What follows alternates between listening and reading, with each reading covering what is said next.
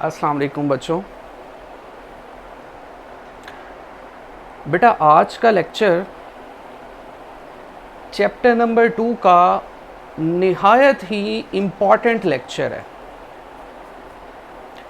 इस लेक्चर के अंदर हम बेटा ये सीखेंगे कि दो या दो से ज़्यादा वेक्टर्स को जब हमने ऐड करना होता है तो उनको ऐड करने के लिए हमें कौन सा रूल फॉलो करना पड़ेगा। देखें बेटा, थोड़ा सा ना डिफरेंस समझना है बात का। हमने दो में दो को जमा करना हो, तीन में से दो को माइनस करना हो, पांच को दो से ज़रब देनी हो, पांच को पांच पर तकसीम करना हो, तो इन तमाम के लिए हम जिन रूल्स को अप्लाई करते हैं उनको हम सिंपल अरिथमेटिक रूल का नाम देते हैं। सिंपल अरिथमेटिक रूल्स कौन कौन से हैं? प्लस, माइनस, मल्टीप्लिकेशन और डिवीजन। दो या दो से ज्यादा चीजों को जमा करना हो और अगर वो चीजें स्केलर हों, जैसा कि दो, दो, तीन, चार, पांच, छह, ये सारे स्केलर नंबर हैं, इनको जमा करना हो, इनको माइनस करना हो, ज़रब देनी हो, तकसीम करना हो, तो हम सिंपल अरिथमेटिक रूल इस्तेमाल करते हैं। वेक्टर के केस में ऐसा पॉसिबल नहीं है। वेक्टर को हमें जमा करना हो तो उसके लिए सिंपल अरिथमेटिक रूल इस्तेमाल नहीं होगा, बल्कि वेक्टर की एडिशन का रूल अप्लाई होगा, जो कि आज हम इस टॉपिक में डिस्कस करने वाले हैं।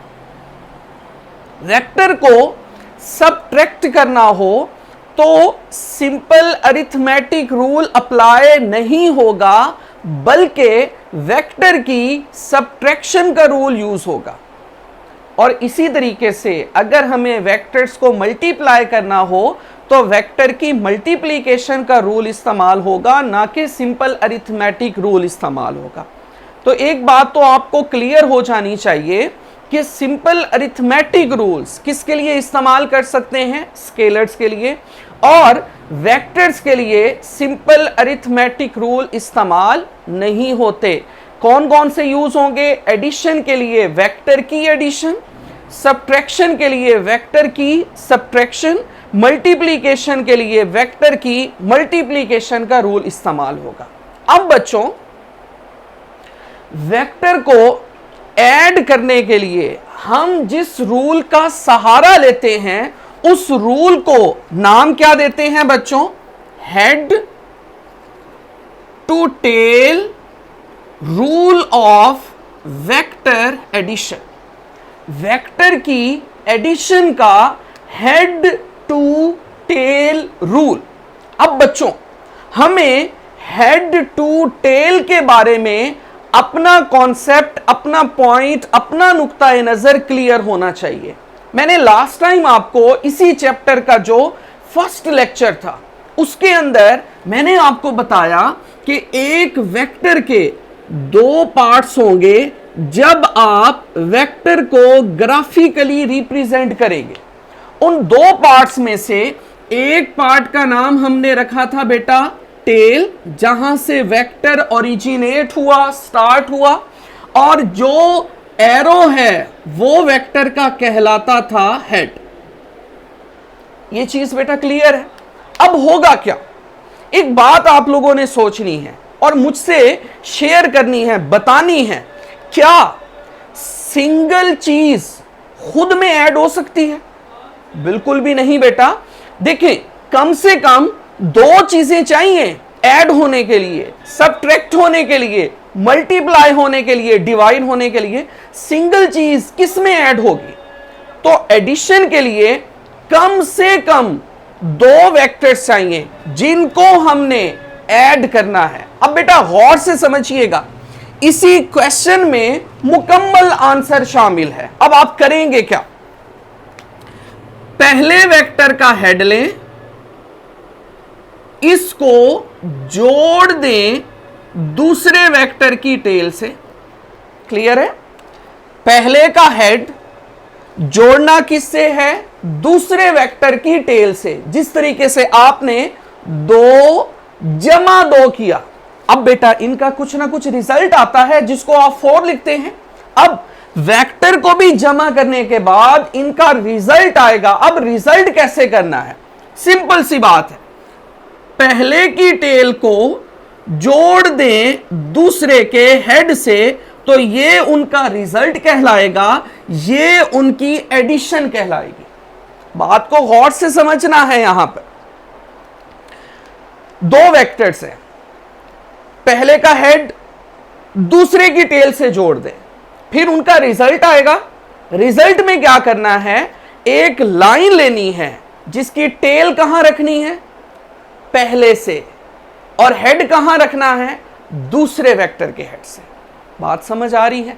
अभी बेटा मैं इसको राइट डाउन करूंगा, फिर जब मैं इसकी डायग्राम बनाकर वजाहत करूंगा तो आपको यह मुकम्मल बात क्लियरली समझ आ जाएगी। गौर से समझिएगा, head to tail rule of vector addition को आपने राइट डाउन कैसे करना है। 2 वेक्टर्स, फर्ज कर लें पहला ए है, दूसरा बी है, कैन बी एडिड। इनको हमने बेटा ऐड करना है। किस तरीके से? By drawing. हमने ड्रॉ करनी है, लगानी है। किसको? देयर, उनकी रिप्रेजेंटेटिव लाइंस, वो लाइंस जो वेक्टर्स की नुमाइंदगी कर रही हैं, वेक्टर्स को ग्राफिकली रिप्रेजेंट कर रही हैं। किस तरीके से? इन सच अ वे दैट, इस तरीके से लगानी है। अब बेटा यहां से head to tail rule start हो रहा है। हेड ऑफ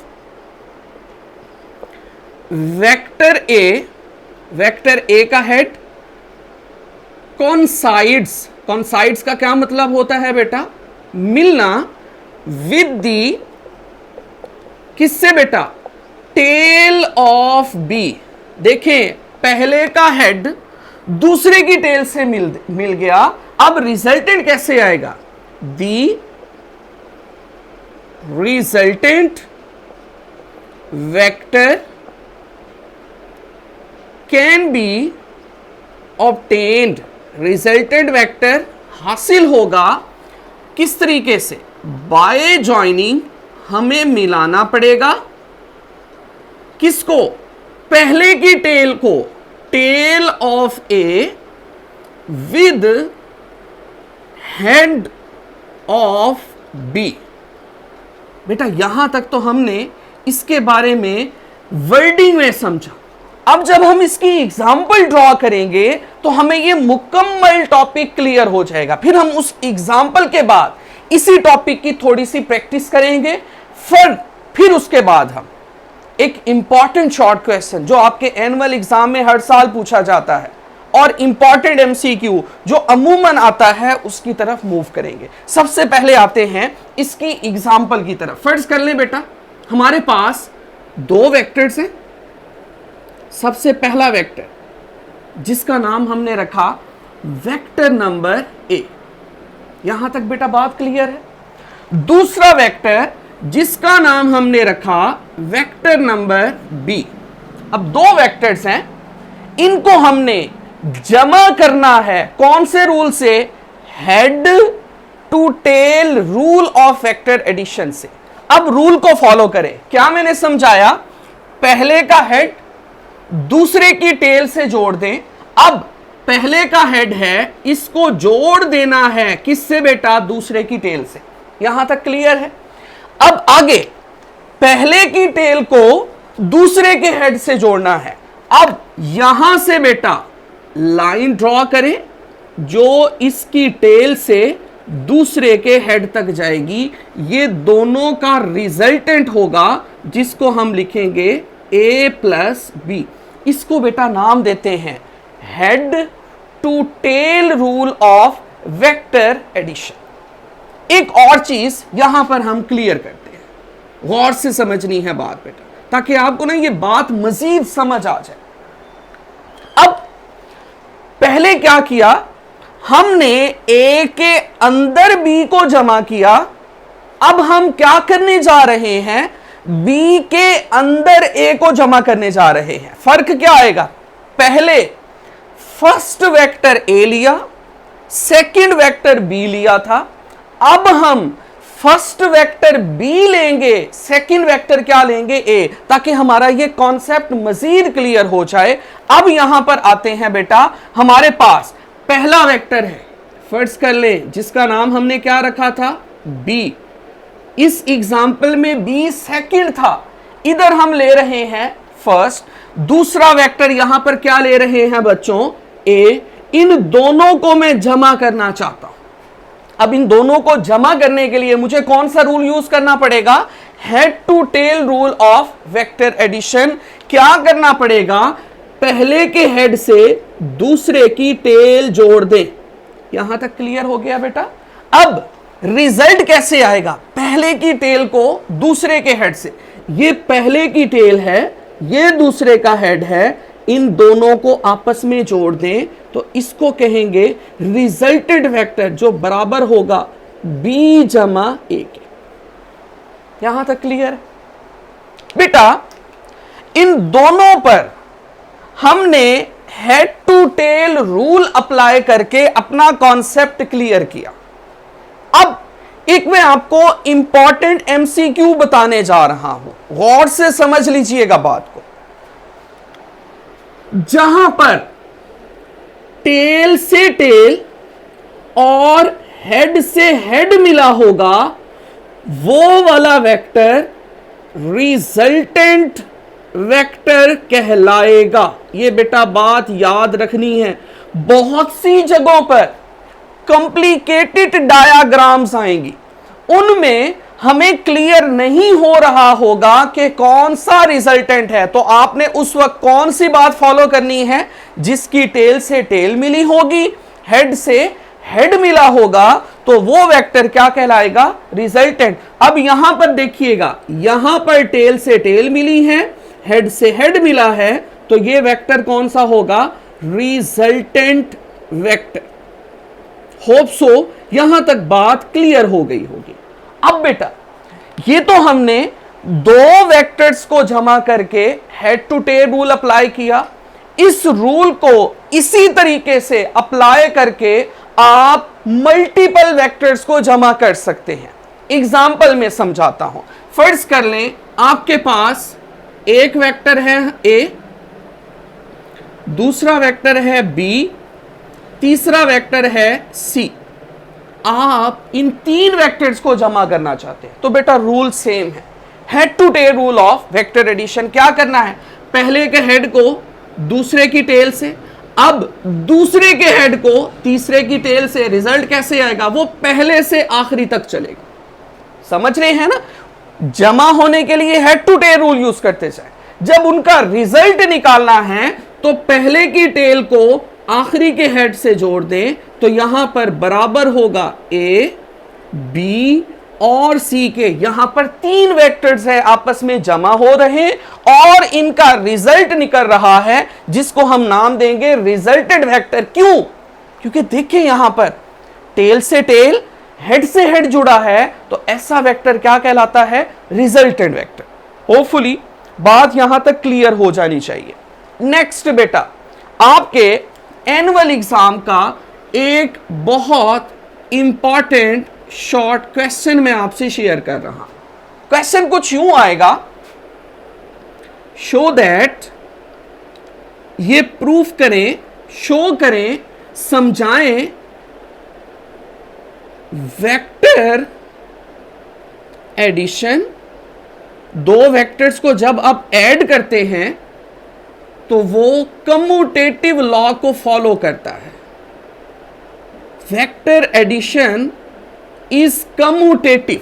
ये बेटा बहुत इंपॉर्टेंट शॉर्ट क्वेश्चन है आपके एग्जाम, एनुअल एग्जाम का। अब कम्यूटेटिव सबसे पहले समझ लेते हैं। कम्यूटेटिव ये होता है, अगर ए में बी को जमा किया, ये बराबर आना चाहिए जब हम बी में ए को जमा करेंगे।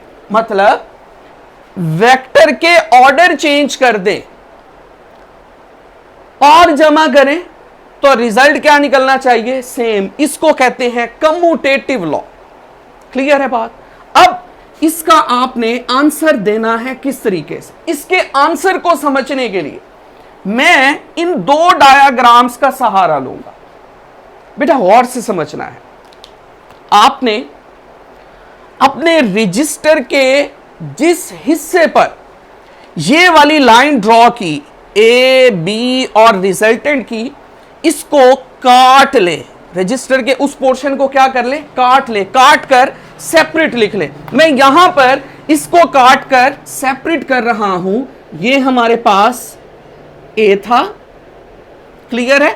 उसके बाद रेड मार्कर से हमारे पास क्या था, बी था, और ब्लैक मार्कर से हमारे पास रिजल्टेंट था, और ये रिजल्टेंट था। क्लियर है? अब नेक्स्ट आपने जहां पर ये ड्रॉ की है उस पेज को वहां से काट लें, काट कर सेपरेट करें। इसको काटा, ये बेटा हमारे पास देखिएगा बी था, तरतीब सेम रखनी है लाइनों की। उसके बाद ये वाला हमारे पास ए था, और बेटा उसी तरीके से ब्लैक मार्कर से हमारे पास ये क्या था, रिजल्टेंट। इसको हमने नाम दिया था R is equal to B plus A. इसको नाम दिया था ए प्लस बी। अब देखिए बेटा, नीचे वाले में ए में बी जमा हो रहा है, ऊपर वाले में बी में ए जमा हो रहा है, लेकिन दोनों का रिजल्ट सेम पॉइंट से शुरू हो रहा है, सेम पॉइंट पर एंड हो रहा है, डायरेक्शन सेम रखता है। तो इसका मतलब हम ए में बी को जमा करें या बी में ए को जमा करें तो इन दोनों का रिजल्ट सेम आ रहा है। इस वजह से हम कह सकते हैं कि वेक्टर की एडिशन क्या है बेटा, कम्यूटेटिव है, क्योंकि इनका ऑर्डर चेंज करके हमने देख लिया, रिजल्ट पर कोई फर्क नहीं पड़ा। तो हम यहां पर लिख सकते हैं, from figure it is clear that a plus b is equal to b plus a is equal to r. So vector addition of two vectors is commutative. ये कम्यूटेटिव लॉ को ओबे करता है। ये बेटा बहुत ही ज्यादा इंपॉर्टेंट शॉर्ट क्वेश्चन है आप लोगों के एनुअल एग्जाम का। अच्छा बेटा, इस चीज को समझाने के बाद अब हम इस काबिल हो चुके हैं कि हम ये पता चलाने के काबिल बन जाएं कि किसने वेक्टर कहलाना है, किसने स्केलर कहलाना है। बात बड़ी इंपॉर्टेंट समझा रहा हूं। वेक्टर कौन हो सकता है, कौन नहीं हो सकता, वेक्टर के लिए कौन कौन सी चीजों को फॉलो करना पड़ेगा, अब हम इस काबिल बन चुके हैं। एक इंपॉर्टेंट पॉइंट यहां पर आप लोगों को एमसीक्यू पर्पस में समझा रहा हूं, गौर से समझ लीजिएगा बेटा। ये नॉर्मल एमसीक्यू नहीं है, बहुत इंपॉर्टेंट है। हर वो चीज वेक्टर कहलाएगी, याद रख लीजिएगा, जो इन तीन चीजों को फॉलो करेगी। आप इससे पहले लेवल तक अमूमन इस लेवल में भी दो चीजों को पढ़ते हैं। आपको थर्ड चीज, जब आपने एफएससी के बाद एंट्री टेस्ट की तैयारी करनी है, डॉक्टर बनने के लिए, इंजीनियर बनने के लिए, उस वक्त जाकर आपको यह चीज पढ़ाना पड़ती है। अभी मैं आपको ये चीज क्लियर कर रहा हूं, हर वो चीज वेक्टर होगी जिसका यूनिट होगा, जिसकी मैग्नीट्यूड होगी, जिसकी डायरेक्शन होगी, और थर्ड वन बहुत इंपॉर्टेंट है, क्या? जो लॉ ऑफ एडिशन को ओबे करेगा, मतलब जब वो कम्यूटेटिव लॉ को होल्ड करेगा तब वो वेक्टर कहलाने के लायक है। ये हमने पढ़ा बेटा इस टॉपिक में कि जितने भी वेक्टर्स हैं वो कम्यूटेटिव लॉ ऑफ एडिशन को ओबे करते हैं, मानते हैं। जो नहीं मानेगा वो वेक्टर के दायरा से खारिज। हमारा ईमान है ना बेटा, हजरत मोहम्मद सल्लल्लाहु अलैहि वसल्लम अल्लाह के आखिरी नबी हैं। जो नहीं मानेगा वो दायरा इस्लाम से खारिज, जो इसको नहीं मानेगा वो वेक्टर से खारिज। मैं आपको एग्जाम्पल समझाता हूं, बात आपको बड़ी समझ आएगी। इंपॉर्टेंट एमसीक्यू समझिएगा। करंट यूनिट रखता है, मैग्नीट्यूड रखता है, डायरेक्शन रखता है, फिर भी स्केलर है। वजह? क्योंकि वो लॉ ऑफ एडिशन को ओबे नहीं करता। बात फॉलो कर रहे हैं? करंट डायरेक्शन है उसकी क्लॉकवाइज एंटी क्लॉकवाइज, मैग्नीट्यूड है 5 ampere, 10 ampere, 15 ampere, 7 ampere, 8 ampere, unit भी उसका मौजूद है, लेकिन वो क्या ओबे नहीं करता? लॉ ऑफ एडिशन को ओबे नहीं करता। इस वजह से करंट क्या है बेटा? स्केलर है, वेक्टर नहीं है। क्लियर है बात बेटा? ये हमारा आज का टॉपिक था, वेक्टर एडिशन जब हमने हेड टू टेल रूल से करना होती है। इसके बारे में बेटा छोटे छोटे पॉइंट्स से वो आप लोगों ने समझे हैं, आप लोगों ने इनको फॉलो करना है। इसके रेलेवेंट एक पॉइंट बाकी है, वो मैं इस चैप्टर की एक्सरसाइज में आप लोगों के साथ शेयर करूंगा। फर्दर हमारा जो टॉपिक होगा वो बहुत सिंपल सा है, resulted vector, negative vector, vector subtraction, और फिर हम मूव करेंगे multiplication of vector by scalar. Thank you so much.